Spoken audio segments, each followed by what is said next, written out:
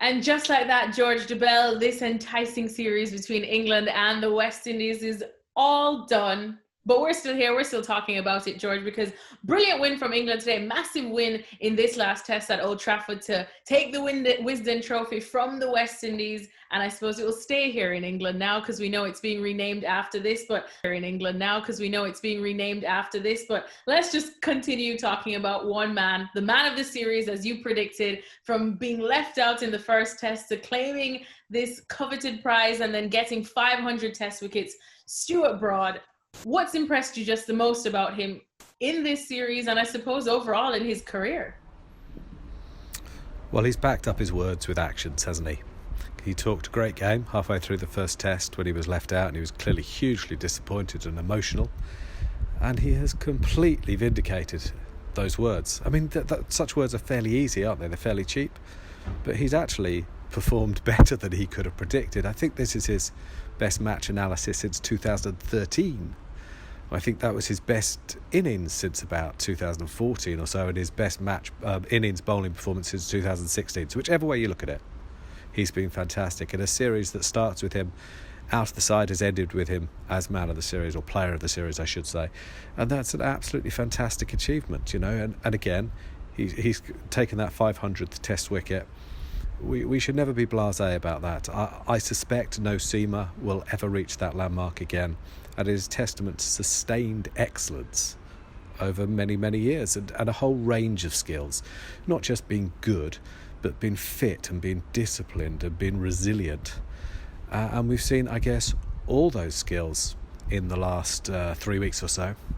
I think the thing that I admire most about Broad and Anderson is their hunger, because most people, when they get to that stage where they're in their 30s and where bowling's hard, you know, the aches and pains are ever greater, more difficult to recover and go again, and yet they have found a way to get better, really. They've got new skills, and though they may have to compensate for a slightly diminished pace, which is inevitable when you bowl the amount of overs they've bowled, they have found ways to, as I say, to change, to get better, to keep developing. And I think that hunger to, one, never know they're beaten, and two, to want to keep putting themselves through it is really, really incredible, and a fantastic example to anyone, really. I mean, probably adaptable to any sphere of life, but if you're a young cricketer coming or watching this, you really couldn't get better role models, could you? Absolutely agree with you on that one. And so Stuart Broad joins the 500 club, probably staring down none other than the great Courtney Walsh now on the list with 519 test wickets to his name. Surely Stuart Broad can rise to that occasion at the rate he's going. And what do you think about him even rising to the occasion of getting closer to Jimmy Anderson's number? Who knows? I honestly, only 3 or so weeks ago, I wasn't sure he'd make 500. I think it's very difficult to... Okay, so the cheap thing to say now, the easy thing to say would be he's proved everyone wrong. He's proved that he's in the best attack. Actually, he's not necessarily in the best attack if their next tour is in Sri Lanka. He's not necessarily. And from there they go to India, which might be played in the UAE. Is he in the best attack there? Well, he might be, actually. But it's a good thing for England that they are spoilt for choice.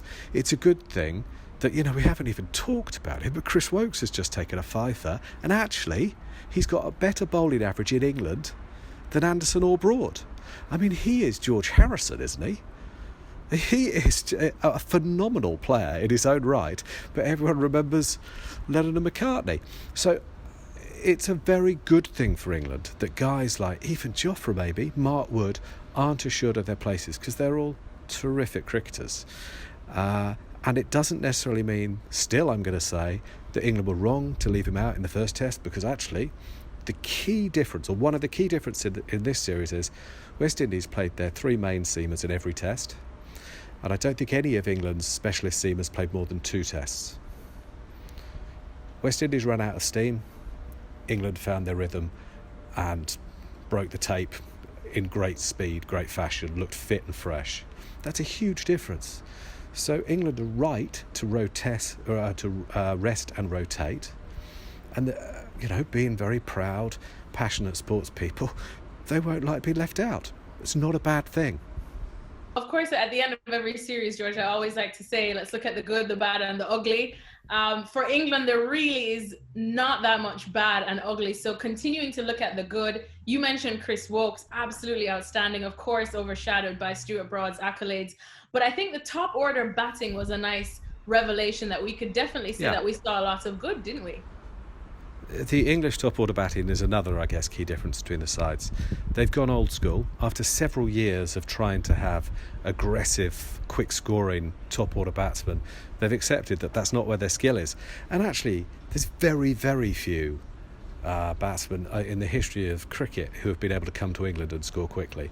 And when the ball's nipping around, you actually probably have to go back to those sort of sound defensive techniques which made Jeff Boycott and Herbert Sutcliffe and Mike Atherton, good players, Alistair Cook. And so they've gone back to that, and actually what we've seen since Sibley came into the side in November is England score 400 four times.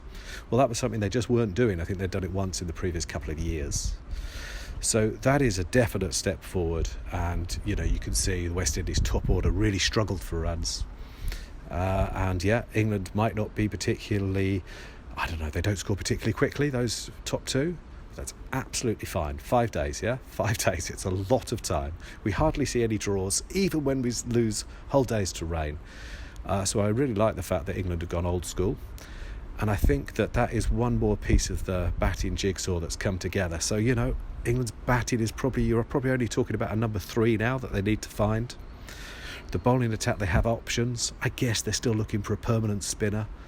But it does feel like a couple of steps in the right direction, Thanks for watching ESPN on YouTube, and for more sports highlights and analysis, be sure to download the ESPN app, and for premium content plus live streaming, make sure to subscribe to ESPN Player.